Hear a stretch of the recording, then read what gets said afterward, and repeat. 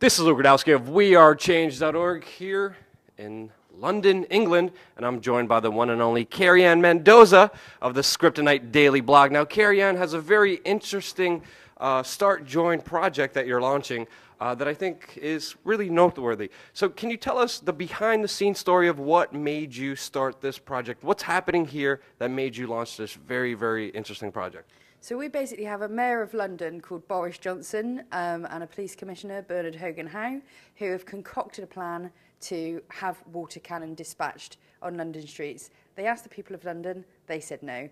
They asked the Home Secretary, Theresa May, she said no. They went to Germany and bought the things anyway. Wow. So they're actually in the process of buying 3 water cannon from the German police to be deployed on British streets by the end of this summer.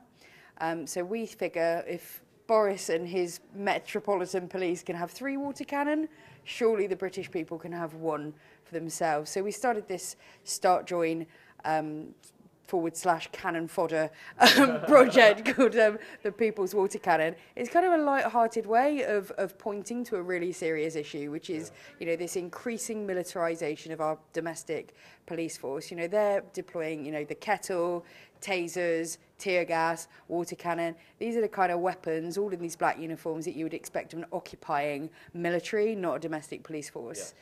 Yeah. And they have been very militarized within the last recent years, and the military is there to fight an enemy, not to police and to keep law and order. Let's also not forget about the new drones that they have launched in the U.S.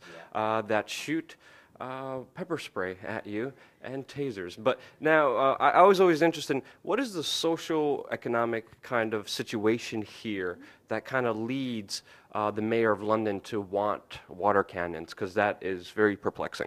Well, in the last year, in the last 12 months, more than 1 million British people actually had to rely on emergency food aid to eat. Wow. That's the level of poverty that now exists in the UK. In fact, a report came out just today that was saying that poverty is now twice as common in the UK as it was 30 years ago. So we're talking about, you know, we were growing up in the 80s. That has actually, even though the economy has grown twice, 3 times, poverty has grown twice. So you have this sense of the economy is increasingly existing to serve an ever narrower group of people, while an ever broader group of people serve that economy. It's really crazy, and the gap between the haves and the have-nots is pretty much the biggest it's ever been in this country. We're talking bigger than the feudal system. We had the University of California, Davis, recently produced a report. It revealed that the level of social mobility has been unbroken. Pretty much, they thought it was like a physical law, that basically there was a social mobility of 5% every year, year on year, regardless of the economic system. And in the last 30 years, they broke that trend. A 1,000-year trend actually went into reverse. Wow. Which it gives you just the scale of the issue in terms of how defunct and broken and inefficient this economic system is. So they're pretty much robbing you blind. Completely. That's the short version. They're nicking our stuff. Very, very well said. Being in Europe, I've noticed a lot of political movements, I feel like a sense of people who are, anxious, that they want to do something, they want to get politically involved, that there needs to be a change, that there's going to be some kind of head-to-head bump, I think, in the near future. How does it look here politically with activism? What is your sense of where people are at right now, and where do you think it's going?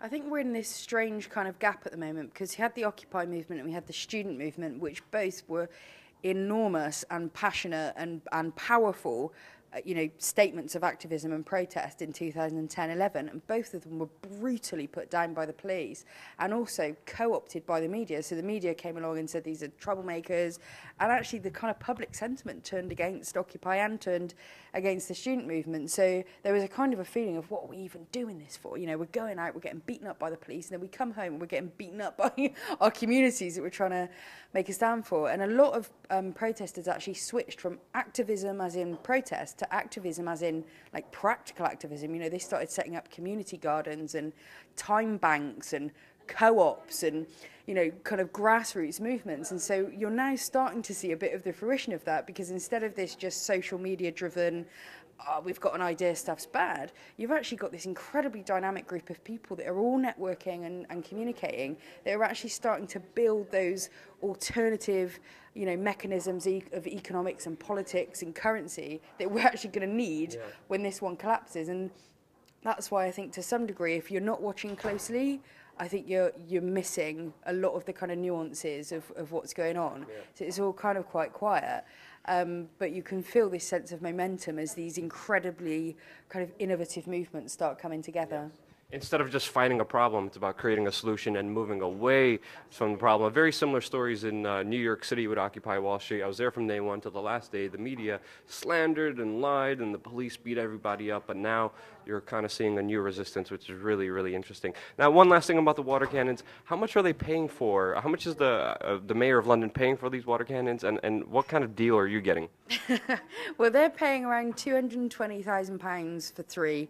And we found that you can get a water cannon, might not be as flashy as Boris's, but you can get a water cannon for around £30,000. So we're on Start Join Cannon Fodder for 30k, and we're hoping to get that funding by the end of the month so that we can, give Boris a bit of a run for his money.